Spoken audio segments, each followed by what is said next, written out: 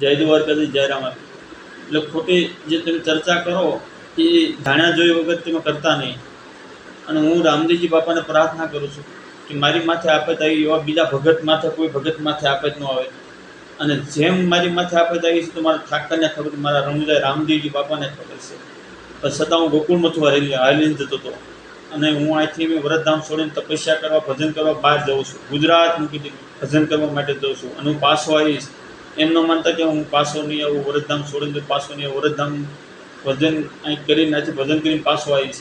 પછી હું એટલું કહું છું કે એ વરદધામના આશ્રમના સેવક હતા અને એમને ભજન વરદધામનું 2 નામનું ભજન વતન લીધેલું છે. અને 2 નામનું વરદધામનું ભજન વતન કરે છે.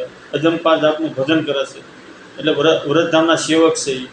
અને એટલે તમે ખોટી એવી અફવા ન ઉડાડતા, ખોટી નિંદા ન કરતા. હું તમને સમાજને વિનંતી કરું છું અને હું ભક્તો સંતો જે આમાં રસ લેતા હોય એને વિનંતી કરું છું, બધા છોડે પણ પરમાત્મા તો દીન દિયાળો ઠાકર બધું અંતર્જામી, એને બધી ખબર છે. એટલે આવી અફવા ખોટી મારી ન ઉપાડતા. જો તમને આમાં આટલી વિનંતી કરીને કહું છું, બધા ભક્તો સંતોને હું બધાને વિનંતી કરી કહું છું કે મારો ખોટો રસ તમે ન લેશો. અને હું તપસ્યા કરવા માટે ઘોર જંગલમાં જાઉં છું. ભજન કરીને કે પાછો વતન આવીશ. એટલે નિંદા ખોટી છોડી દેજો, રવા દેજો. પહેલાં મને પૂછો, જાણો, હતા સુધી 2 મહિના થઈ ગયા, મને કોઈ પૂછ